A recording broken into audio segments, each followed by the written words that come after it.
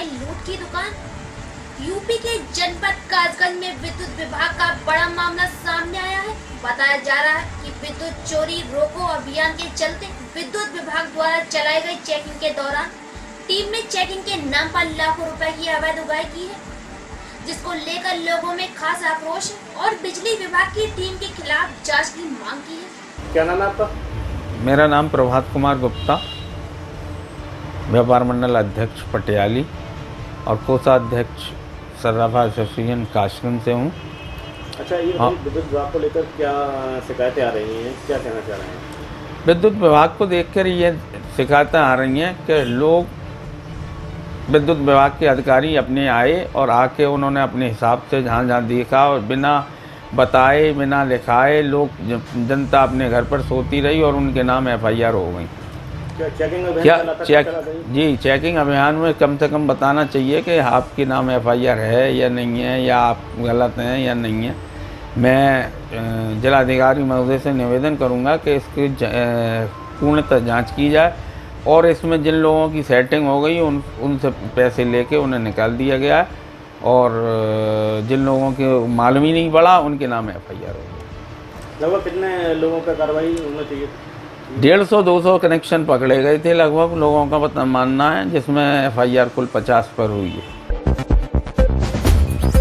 थाना उचाट पुलिस द्वारा संदिग्ध व्यक्ति वाहन चेकिंग के दौरान एक अभियुक्त को मय एक तमंचा, 12 बोर देसी नाजायज, एक कारतूस, 12 बोर सहित गिरफ्तार कर जेल भेजा। आहत शाम पुत्र रमेश निवासी वार्ड नंबर 2 कस्बा व थाना उचाट बदायूं को मय एक तमंचा, 12 बोर देशी नाजायज व एक कारतूस, 12 बोर सहित गिरफ्तार किया गया। जनपद के विभिन्न थाना क्षेत्रों से शांति व्यवस्था भंग करने पर कुल 14 व्यक्तियों को गिरफ्तार किया। जनपद बदायूं की पीआरबी 1326 तथा पीआरबी 3531 द्वारा किया गया सराहनीय कार्य। थाना Dataganj PRB 1326 event number 0093 caller की सूचना पर ग्राम साहदुल्लागंज में मौके पर पहुंचे तो कॉलर ने बताया कि आशीष पुत्र सर्वेश निवासी ग्राम साहदुल्लागंज थाना दातागंज जनपद बदायूं पर 315 बोर के तमंचे से मारने की नियत से फायर किया गया, जो कि कॉलर को नहीं लग पाया, जिसके संबंध में तत्काल पीआरबी 1326 द्वारा एक नाजायज तमंचा, 315 बोर व एक जिंदा कारतूस तथा एक खोखा कारतूस बरामद किया गया। पुलिस लाइन सभागार में आयोजित सेवानिवृत्त अधिकारी कर्मचारी की विदाई समारोह मनाया गया। कासगंज में सपा नेताओं ने कैंडल मार्च निकालकर बेटी को दी श्रद्धांजलि। हाथरस की दलित गैंगरेप पीड़िता को हफ्ते के बाद जिंदगी की आखिरी जंग हार गई। पीड़िता की मौके के बाद समूचे देश को एक बार फिर झकझोर कर रख दिया है। वहीं बेटी की मौत के बाद प्रदेश की कानून व्यवस्था पर सवाल उठाना लाजिमी है। इसी को लेकर आज कासगंज में सपा नेताओं ने कैंडल मार्च निकालकर बेटी को श्रद्धांजलि दी। वहीं कानून व्यवस्था को लेकर भाजपा सरकार पर सपाइयों ने जुबानी हमला बोला। आज समाजवादी पार्टी द्वारा जो कैंडल मार्च निकाला है, क्या मुख्य कारण है?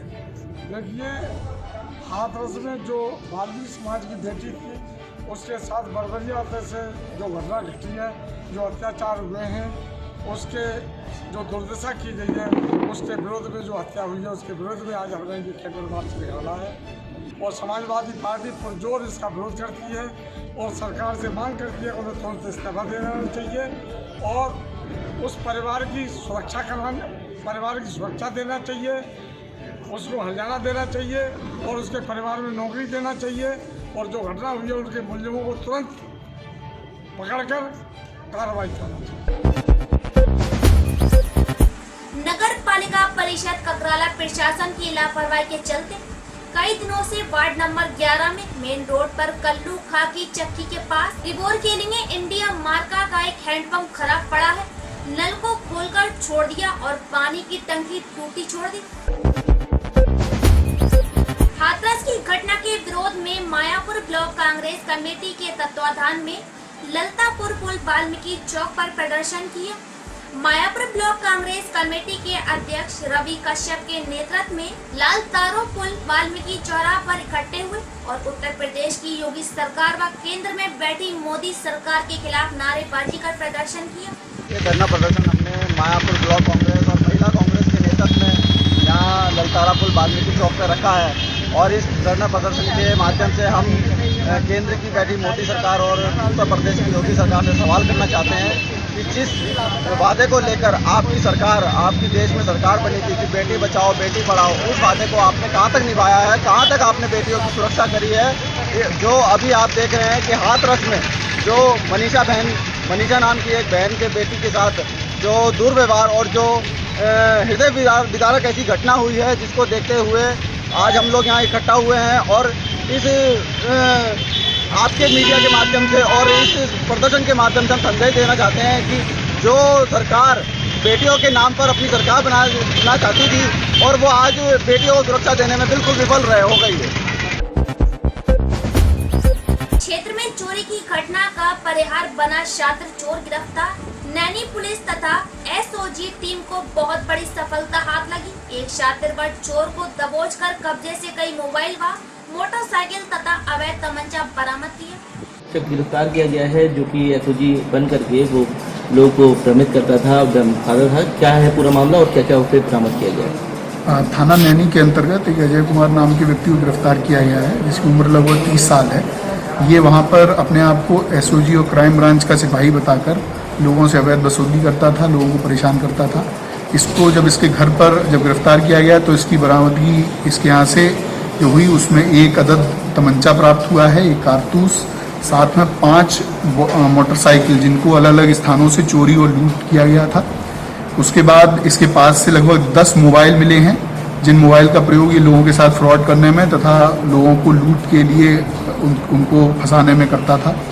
इसकी आपराधिक इतिहास के बारे में बताना चाहूँगा कि इसके ऊपर प्रतापगढ़, सुल्तानपुर व प्रयागराज इन तीनों जिलों में लगभग 18 मुकदमे पंजीकृत हैं, जो अभी तक हम लोगों की जानकारी में आए हैं। इसका एक और साथी है जो इसके काम में सहयोग करता था, वो अभी फरार है। उसकी गिरफ्तारी के लिए एसओजी टीम द्वारा अभी काम किया जा रहा है। प्रयागराज में हाथरस की बेटी को न्याय की मांग के साथ सपा ने सुभाष चौराहे पर निकाला कैंडल मार्च। पुलिस से हुई झड़प।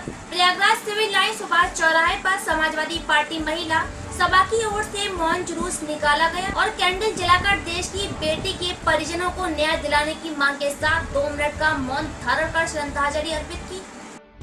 आज मुझे लगता है उत्तर प्रदेश के इतिहास में एक काला दिन है। जिस तरह से आज यहाँ लोकतांत्रिक तरीके से समाजवादी पार्टी के जितनी भी कार्यकर्ताएं, महिलाएं, आम जनता यहाँ पे सिर्फ कैंडल मार्च के लिए इकट्ठे हुए थे। उस बेटी के चले जाने से उसके परिवार के साथ खड़े उसके न्याय की गुहार कर रहे थे। जिस तरह से आज पुलिस प्रशासन ने भाजपा सरकार के, योगी सरकार के इशारे पे उनकी निर्मम तरीके से उनकी पिटाई की, उनको जेलों में भरने का काम कर रहे हैं, ये बेहद निंदनीय है, बहुत ही शर्मनाक है। मुझे लगता है कि महिलाएं भी सुरक्षित नहीं है इस प्रदेश में। बेटी बचाओ बेटी पढ़ाओ का जो नारा देने वाली सरकार है, आज उसी से बेटी बचाने की आवश्यकता है। पुलिस ने जो लोकतांत्रिक तरीके से यहाँ पे समाजवादी पार्टी के कार्यकर्ता और महिलाएं कैंडल मार्च निकाल रहे थे, उनको जबरदस्ती तरीके से उनकी पिटाई की गई, उन्हें मारा गया है पुलिस प्रशासन ने और उनको गिरफ्तार भी किया गया है लोकतांत्रिक तरीके से। बाल हित में शिक्षा की वैकल्पिक व्यवस्था जरूरी। वैश्विक महामारी कोविड-19 के चलते पिछले 6 महीने से स्कूल बंद चल रहे हैं। लंबे समय से शिक्षा से वंचित बच्चों में निराशा, हताशा और अवसाद जैसे मनोविकार आ रहे हैं। बच्चे घरेलू हिंसा और कई तरह के शोषण का शिकार हो रहे हैं। हजारों बच्चे बाल श्रम की जोखिम में हैं, जिसमें वंचित समुदाय के बच्चे ज्यादा प्रभावित हैं। के कारण कोरोना महामारी से बचाव के लिए सभी विद्यालय बंद किए गए हैं। हाँ सर। तो इस समय सभी विद्यालय जब बंद हो गए हैं तो बच्चों की पढ़ाई किस तरह से चल रही है, इसके बारे में हमको। बच्चों की पढ़ाई तो बहुत परेशानी हो रही। पहले तो बच्चे विद्यालय में जाते थे तो वहाँ का घर का भी काम पा जाते थे, होमवर्क पा जाते थे, तो यहाँ भी घर पे आते थे तो बिजी हो जाते थे अपना होमवर्क करने में। अब जो है बच्चे, हमारे बच्चे जो खाना, जो बड़ी बच्चियाँ हैं हमारी, जैसे 12 साल की हो गई, 13 साल की, तो घर का खाना बनाना, गोबर पानी, यही सब चूल्हा चौका यही करती हैं। करके थोड़ा बहुत बच्चों का जो उससे छोटे बच्चे हैं उसी का काम काज करती रहती हैं, पढ़ाई पर कोई ध्यान नहीं कर रही हैं। बाबरी विध्वंस मामले में सभी आरोपियों को बरी किए जाने पर भाजपा कार्यकर्ताओं ने मनाया जश्न। आपको बताते चले कि प्रयागराज में आज बाबरी विध्वंस मामले में सभी आरोपियों को बरी किए जाने पर भाजपा कार्यकर्ताओं ने मनाया जश्न। शंखनाद कर खिलाई एक दूसरे को मिठाई और साथ ही मीडिया से भी की वार्ता।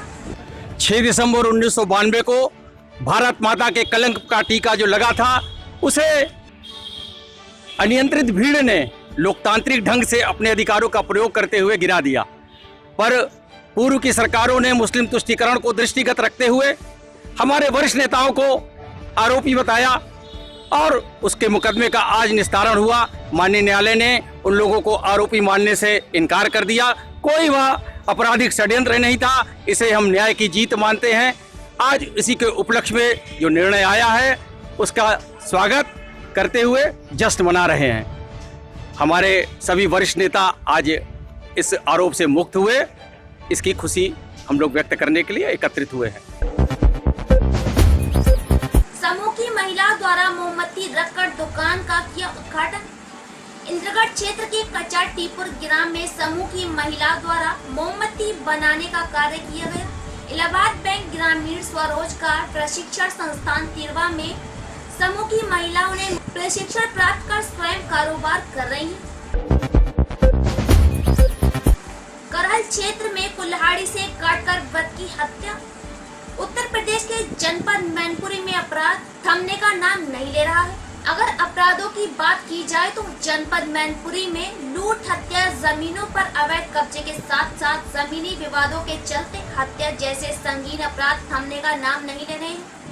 ऐसा ही मामला जनपद मैनपुरी के थाना करहल क्षेत्र के ग्राम मनौना में देखने को मिला है। इस गांव के रहने वाले 60 वर्षीय वृद्ध कप्तान सिंह से परिवार के ही भाइयों के साथ जमीनी विवाद चल रहा था। कप्तान सिंह गांव से कुछ ही दूरी पर अपने खेतों में झोपड़ी डालकर खेतों में खड़ी फसलों की रखवाली के चलते दिन और रात वहीं निवास करते थे, जिनकी कुल्हाड़ी से काटकर निर्मम हत्या कर दी है। क्षेत्र करहल के ग्राम मनौना में कप्तान सिंह यादव हैं। इनकी उम्र लगभग 60 वर्ष है। तो रात्रि में इनकी कुल्हाड़ी मारकर मृत्यु कारित कर दी गई है। आज सवेरे इसकी सूचना प्राप्त हुई थी। मौके पर प्रभारी निरीक्षक करहल, सीओ करहल और मेरे द्वारा घटनास्थल का निरीक्षण किया गया है। मृतक का पंचायतनामा करके पोस्टमार्टम कार्रवाई कराई जा रही है। मौके पर शांति व्यवस्था बनी हुई है। घटना के कारणों की और जिस व्यक्ति द्वारा यह हत्या कारित की गई उसके बारे में जानकारी प्राप्त की है। जिला बिजनौर के बड़ापुर में समाजवादी पार्टी के कद्दावर नेता संभावित प्रत्याशी बड़ापुर विधानसभा 19 के प्रबल दावेदार जावेद राइन को बड़ापुर विधानसभा की चौहान बिरादरी के साथ साथ बड़ापुर के लगभग 20 गांव के लोगों ने पूर्ण समर्थन देकर जावेद राइन को चुनाव लड़ाकर विधानसभा भेजने का संकल्प लिया। नेता है इस धरती के ऊपर, इस हिंदुस्तान के ऊपर, तो माननीय अखिलेश यादव जी हैं, जिसने सारे धर्मों के लिए काम किया है, सारे मजहबों के लिए काम किया है। माननीय अखिलेश यादव जी ने मुझे एक बता दें, एक जाति के लिए उन्होंने काम नहीं किया या किसी व्यक्ति विशेष जाति के लिए उन्होंने काम किया। 108 एम्बुलेंस चलाई, 102 चलाई, 100 डायल चलाई, 1090 चलाई, लैपटॉप बांटे, कन्या विद्या धन बांटा, बेरोजगारी भत्ता दिया, किसानों को मुआवजा दिया। मैं अगर काम गिनाने पे आ जाऊं तो सुबह से लेकर शाम हो जाएगी दोस्तों। माननीय अखिलेश यादव जी के काम खत्म होने वाले हैं। बदायूं के जिला सपा अध्यक्ष ने कैंडल मार्च निकालकर श्रद्धांजलि अर्पित की। देखिए, ये हादसा 14 तारीख को हुआ। आज 30 तारीख है। आज पहली बार मुख्यमंत्री जी ने इस हादसे पर बयान दिया है। इतनी हैवानियत हुई इस लड़की के साथ, इतना बड़ा हादसा हुआ और 15 दिन बाद इनका बयान आया है। और बयान में क्या कहते हैं कि प्रधानमंत्री जी का फ़ोन आया और मैंने SIT को बनाया है। क्या आपको प्रधानमंत्री जी के फ़ोन के इंतज़ार था? क्या 15 दिनों के लिए आप कुछ नहीं कर पाए? इस लड़की का इलाज नहीं किया आपने? पीड़िता को किसी अच्छे अस्पताल में नहीं ले गए? परसों रात को इन्हें दिल्ली लाया गया है। उसके परिवार के साथ कैसा व्यवहार किया कि अपनी बेटी की लाश आखिरी बार अपने घर नहीं ले जा पाए। उसकी चिता उसके पिता जला नहीं पाए, उनको एक कमरे में बंद किया। इस तरह का व्यवहार अमानवीयता का सबसे बड़ा उदाहरण है। आपकी सरकार कितनी अमानवीय है, क्या क्या हो रहा है उत्तर प्रदेश में, और आप जिम्मेदारी नहीं ले रहे हैं। आप आज भी ये बयान दे रहे हैं कि प्रधानमंत्री जी के फोन करने के बाद आपने एसआईटी जारी की है। ये पहले क्यों नहीं किया गया? 14 तारीख को क्यों नहीं किया गया? क्या आपके प्रदेश में महिलाओं की सुरक्षा की कोई चिंता नहीं है? आप जिम्मेदारी नहीं लेंगे? किस तरह के मुख्यमंत्री हैं? मैं आपसे पूछना चाहती हूँ, किस तरह के मुख्यमंत्री हैं आप?